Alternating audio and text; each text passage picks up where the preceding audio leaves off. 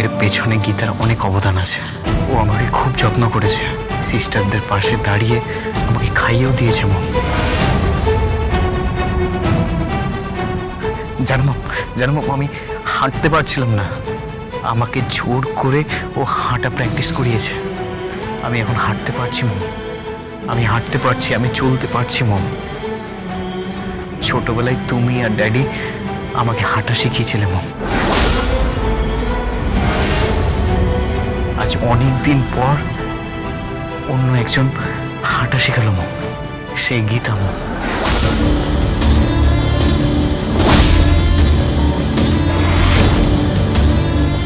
গীতাকে খুব ভালোবাসিস না? হ্যাঁ মম।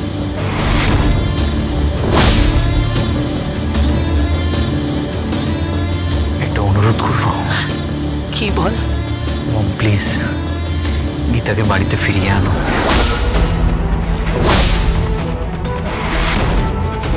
তুমি তো আমাকে খুব ভালোবাসো, তুমি তো চাও যে আমি তোমার কাছে থাকি। ঠিক সেই রকমই মম, আমি গীতাকে ভালোবাসি, তাই আমিও চাই যে গীতা আমার কাছে থাকুক। প্লিজ মম।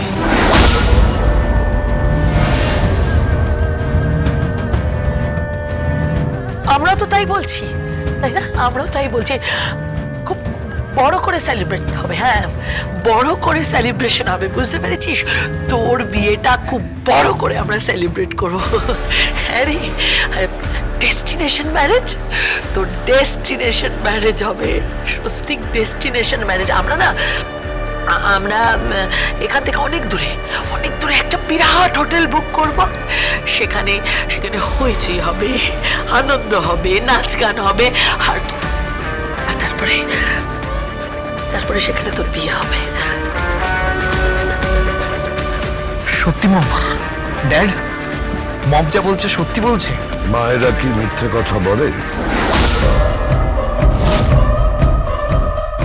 তুমি এসব কি বলছো? আমি তো ছেলেটাকে মিথ্যেই বলছি। Thank you mum, thank you. তবে একটা কথা, গীতাকে কিন্তু বলো না। সারপ্রাইজ, বুঝতে পেরেছো? সারপ্রাইজ।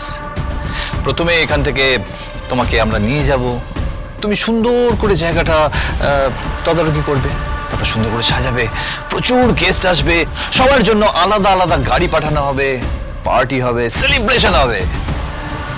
কোথায় হবে? ওই আমরা কোনো একটা সি সাইডে আমরা করবো। সত্যি ড্যাড? হ্যাঁ, একটা মস্ত ইভেন্ট হবে, সবাই দেখবে অগ্নিজিৎ মুখার্জির ছেলের বিয়ে। তবে একটা কথা মাথায় রেখো, গীতা যেন কিচ্ছু জানতে না পারে। সারপ্রাইজ দেবো আমরা। হ্যাঁ ড্যাড, আমি সারপ্রাইজ দিতে খুব ভালোবাসি ড্যাড, খুব ভালোবাসি। আমি রাজি, আমি রাজি।